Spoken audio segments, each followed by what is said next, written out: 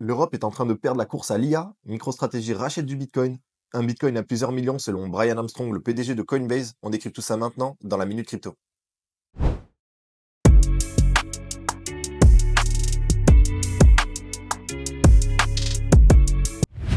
Bienvenue dans ce nouvel épisode de la Minute Crypto, votre rendez-vous journalier pour tout comprendre sur l'univers des cryptos en moins de 15 minutes. Aujourd'hui, on a du très lourd, alors installez-vous bien, c'est parti.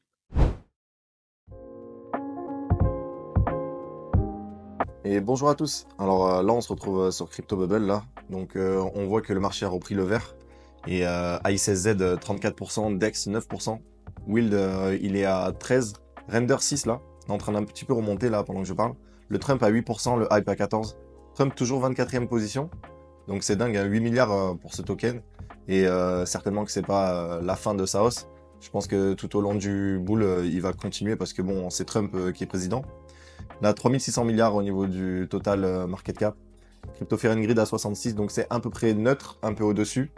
Et là, on a presque 900 millions de dollars qui sont rentrés sur les ETF hier. C'est vraiment pas mal. Et au niveau de la Bitcoin dominance, là, on est remonté. On est bientôt à 58%. Ethereum, il a un petit peu perdu. Et ouais, c'est que le début. Ça va être la Bitcoin season, là, depuis le début de la semaine. On voit que Bitcoin n'a pas arrêté de retaper ses plus hauts. Même, il a fait un nouvel ATH en début de semaine. Donc, au final, l'effet sell de news n'a pas été escompté. Donc maintenant, on va passer aux actualités. MicroStrategy annonce l'achat de 11 000 bitcoins supplémentaires pour 1,1 milliard. Donc là, on est autour des 101 000, presque 102 000 par bitcoin. Ils en détiennent désormais 461 000, c'est énorme, ce qui équivaut vraiment à 2,2% de l'offre totale de bitcoin. Donc là, moi, j'ai fait des petites recherches. Donc en tenant compte des bitcoins perdus et des réserves importantes détenues par certaines entités, la quantité de bitcoin réellement en circulation est inférieure à l'offre totale en théorie. Donc en fait, pour faire simple, environ 4 millions de bitcoins ont été irrémédiablement perdus. Ça, c'est des bitcoins qu'on ne retrouvera jamais. Il y a eu des gens qui ont perdu leurs clés et tout ça, donc plus accès à ces bitcoins. Ça représente environ 19% de l'offre totale. Donc déjà, sur les 21 millions, on n'atteindra jamais les 21 millions en circulation. Le créateur de Bitcoin, Satoshi Nakamoto, posséderait environ 1 125 000 bitcoins. Ils n'ont jamais été déplacés jusqu'à ce jour. Des entités telles que Grayscale, MicroStrategy, BlackRock ainsi que certains gouvernements détiennent collectivement plusieurs centaines de milliers de bitcoins. Après, attention, hein, je dis pas qu'ils les détiennent et qu'ils ne les vendent pas. Je sais très bien que BlackRock et compagnie, ils vont pas le hold. Hein. C'est juste du bitcoin qu'ils achètent au compte de leurs clients et qui peuvent revendre tout aussi vite. Donc c'est pas un truc qu'on peut enlever de la circulation en réalité. Mais bon, on va reprendre pour la suite. Des plateformes comme Coinbase et Binance détiennent également des quantités significatives de Bitcoin. Donc pour le compte de leurs utilisateurs, toujours pareil, dans la même analogie que BlackRock. C'est pas des Bitcoins qui sont indisponibles à la vente, hein, je le répète. Mais disons qu'en l'état actuel, on pourrait estimer qu'il reste réellement 3 à 4 millions de Bitcoins accessibles pour la vente ou l'échange en continu sur les marchés.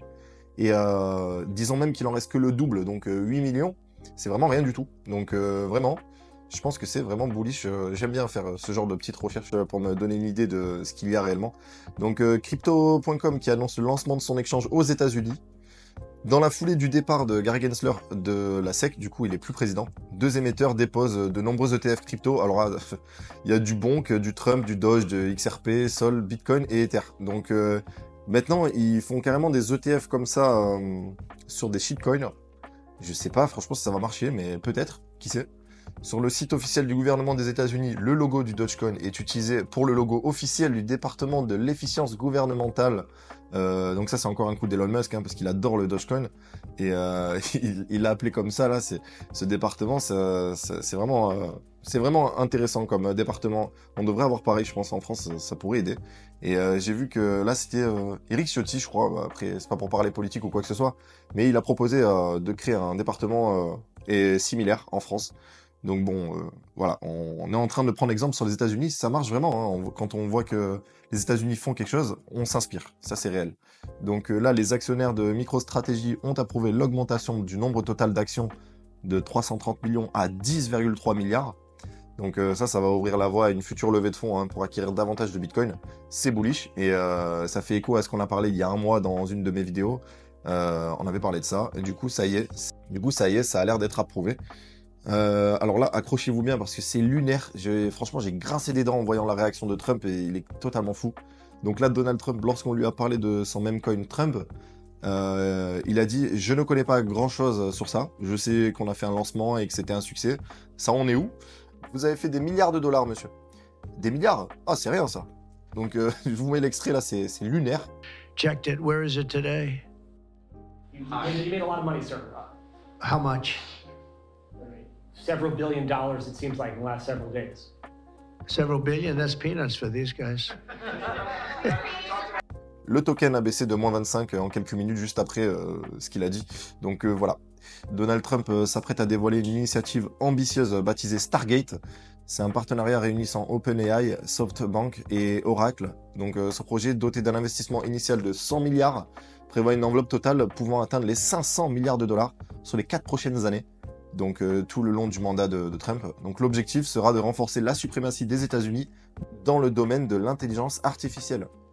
Donc là, voilà. Donc moi, j'ai regardé de notre côté, qu'est-ce qu'on était en train de faire. C'est pas pour dénigrer l'Europe ou quoi que ce soit, mais bon, pendant que les États-Unis lancent des projets colossaux comme Stargate, l'Europe, elle semble plutôt adopter une approche plus prudente, en fait, qui est centrée sur la régulation. Donc voilà, c'est pas nouveau, hein, l'éthique, tout ça, notamment à travers l'AI Act. Donc c'est une législation qui vise à encadrer le développement et l'utilisation de l'intelligence artificielle, mais du coup, voilà, ils mettent l'accent sur la protection des droits fondamentaux, la transparence. Du coup, oui, c'est important, hein, je dis pas le contraire, mais je trouve que c'est juste dommage, en fait, cette stratégie très européenne nous empêche d'investir massivement dans l'innovation, en fait. À force de vouloir tout encadrer, on risque de se retrouver à la traîne, comme à notre habitude. Donc voilà, tandis qu'en face, on a les États-Unis et la Chine qui accélèrent et se positionnent en leader là-dedans. Si on continue sur cette voie, l'Europe, elle va vraiment perdre la course à l'IA et se contenter de suivre des règles fixées par d'autres, hein, du coup. Et dans un domaine aussi stratégique, c'est un risque qu'on ne peut pas se permettre de prendre. Donc voilà, c'est bien en fait de créer des bouchons qui tiennent sur des petites bouteilles cristallines pour pas que les bouchons s'en aillent. C'est super. Enfin, moi perso, ça me saoule un peu ces bouchons parce que ça vous rentre dans le nez quand vous buvez. Enfin bref, là, je m'égare un peu. Mais du coup, c'est pour dire que voilà, c'est l'Europe comme d'habitude. Je pense qu'avec le temps, nous verrons Bitcoin atteindre des prix de l'ordre de plusieurs millions. C'est ce qu'affirme le PDG de Coinbase, Brian Armstrong. Donc il a dit ça sur CNBC. Vous en pensez quoi, vous? Moi, je sais pas. Je dirais peut-être d'ici 10-15 ans, peut-être. Circle, l'émetteur de l'USDC, rachète Hashnote. Donc c'est un acteur majeur dans la tokenisation des actifs du monde réel. Donc le RWA, c'est ce domaine-là. En clair, Hashnote... c'est spécialisé dans la transformation d'actifs traditionnels, donc comme l'immobilier, les obligations, les actions, en jetons numériques sur la blockchain. C'est pour ceux qui n'avaient pas trop compris ce que c'était que les RWA. Donc ça, c'est une étape importante qui va rapprocher la finance traditionnelle et la crypto. Robinson Burkey de Wormhole révèle avoir eu un entretien avec un fonds gérant 1000 milliards de dollars d'actifs pour discuter de l'intégration de la finance institutionnelle on-chain. Donc ces fonds, ils veulent pas être tokenisés sur une seule chaîne, ils veulent être multi-chain apparemment, pour toucher un peu toutes les blockchains. Hein. Pour ceux qui l'ignorent, Wormhole, c'est un protocole d'interopérabilité blockchain, c'est-à-dire que c'est une technologie qui va permettre à différentes blockchains de communiquer et de collaborer entre elles. Et pour rentrer un peu plus en détail, en fait, Wormhole, c'est comme un bridge, en fait, qui connecte les blockchains. Voilà comment ça marche. Exemple, tu veux envoyer un jeton ETH, donc Ethereum, vers Solana. Tu peux pas, normalement, parce que bah, c'est deux blockchains différentes. Et Wormhole, il va verrouiller ton Ether sur Ethereum et créer une version wrap, donc enroulée de cet Ether, qui sera utilisable sur Solana. Donc ça va synthétiser le prix de l'Ether. Et en gros, si tu as des actifs ou des applications sur une blockchain comme Ether, tout ça, Wormhole, elle te permet de faire tous ces transferts, de les utiliser sur notre blockchain, Solana, Binance Smart Chain, Avalanche, tout ça, sans les recréer ou tout centraliser, quoi. Donc là, pour le coup, ce genre de discussion, ça montre que la finance traditionnelle et la DeFi sont vraiment en train de se rapprocher. Les institutions, ils veulent des solutions flexibles et évolutives, apparemment, donc ça confirme que la blockchain peut s'adapter à leurs besoins. C'est une bonne chose, là, en termes de fondamentaux. On n'a jamais été aussi bien, je pense. C'est vraiment une superbe nouvelle pour l'écosystème crypto. Là, on a eu un petit drama, là. Le célèbre enquêteur on-chain, donc ZachXBT, il s'est vu attribuer 50% de l'offre du même coin portant son nom. Donc le ZachXBT, c'était ça le token. Après avoir ajouté ses jetons à une pool de liquidité, beaucoup ont pensé qu'il soutenait le projet. Pourtant, Zach a vendu pour 3,8 millions de dollars de jetons, ce qui a conduit des accusations de rug pull de la part des traders. Donc c'est un peu osé quand même. Les gens, ils créent un même coin, ils lui envoient à lui, ils vendent et ils vont se plaindre. Donc bon, du coup, donc ça c'est l'histoire que je vous raconterai si j'étais pas un minimum renseigné sur le sujet.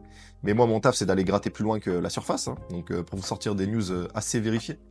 Du coup, il semble plutôt que la communauté crypto ait créé le token ZachXBT pour le soutenir financièrement. Et oui, il a pas arnaqué les gens, c'était fait exprès pour avoir exposé de nombreuses arnaques, de mauvais acteurs sans jamais recevoir de véritable compensation. La communauté a voulu lui offrir une récompense méritée pour son travail acharné et son dévouement depuis des années. Donc ce token a été pensé comme un geste de gratitude envers ZachXBT, lui permettant de récolter des fonds pour continuer ses investigations. Donc voilà, c'est tout pour aujourd'hui dans la Minute Crypto. Si vous avez aimé, pensez à vous abonner, activer la cloche, liker, commenter et partager.